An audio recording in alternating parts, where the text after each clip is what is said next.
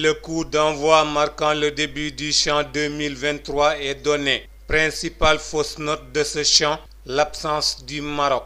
Une fois encore, les Marocains snobent le continent. Les Marocains se rappellent négativement aux souvenirs de l'Afrique. Après avoir décliné l'organisation de la CAN A à la dernière minute, après avoir refait le même coup avec la CAN des jeunes, les Marocains imposent leur volonté à l'Afrique. Un diktat qui n'est pas prêt de prendre fin, vu la faiblesse de la CAF face à Fawzi Lekouya. 11 ans après donc, le Sénégal répond de nouveau au rendez-vous du Gotha local africain. Une entrée réussie pour Pape Bouna Thiaw et ses joueurs. Les Coupes d'Afrique ne pèsent pas le même poids. L'engouement n'est pas le même. Les joueurs ne sont pas d'égale dignité. Les hymnes nationaux n'ont pas le même volume.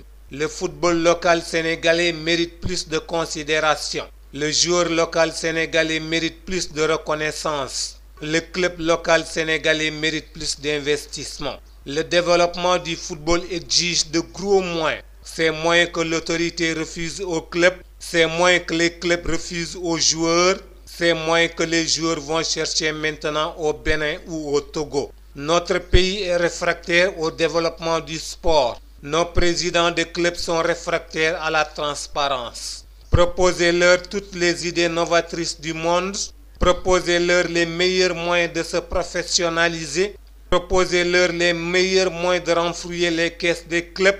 Ils vous répondront toujours avoir tout essayé pour ne pas essayer. N'est-ce pas, Amdi Moustapha Faye? Si les clubs maghrébins dominent le continent, c'est à cause de leurs moyens. Si les Tanzaniens, Mauritaniens ou autres viennent nous arracher nos joueurs, c'est à cause de leurs moyens. Tout est donc dans les moyens. Tout va des moyens, tout passe par les moyens, tout se termine avec les moyens. Et les moyens existent chez nous. Ils sont juste mal cherchés. Ils sont cherchés là où ils ne se trouvent pas. Trouvés, ils sont mal investis. Investis, ils n'arrivent jamais à destination. Les présidents de clubs sont les investisseurs et les bénéficiaires. Nos présidents de clubs préfèrent gérer par la poche. C'est la meilleure façon de se servir du club. C'est la meilleure façon de conserver le perchoir. C'est la meilleure façon de rester incontournable.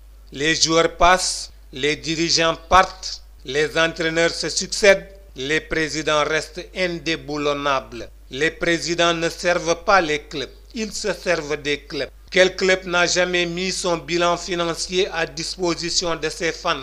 De l'argent rentre, minime soit-il, de l'argent sort. Personne n'est informé, aucun contrôle n'est exercé. C'est là où l'autorité peut et doit aider les clubs, dans l'organisation, dans l'administration, dans la gestion. Préoccupée à distribuer des primes qu'elle est, la Fédération sénégalaise de football pourrait aussi jouer un rôle en ce sens. Des exemples de développement du football, il y en a à foison en Afrique. Pourquoi ne pas les copier et les coller chez nous? Comparaison n'est pas raison, me rétorquera-t-on. Mais la raison voudrait qu'on parte de la comparaison pour arriver à une bonne décision.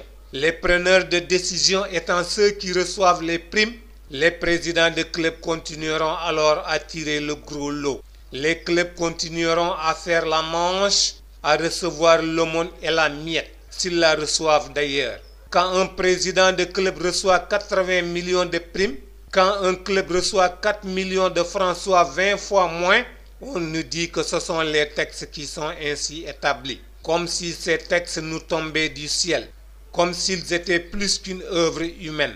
Fii mooy Sénégal dara du fi bette bu ñii di lekk ay milliards ñii di lekk ay millions ñee di dundee fonde laax wala yaboy deretu baadoola mooy siim cerey buur deretu footballkat mooy siim cerey président de club waaye yàlla baax na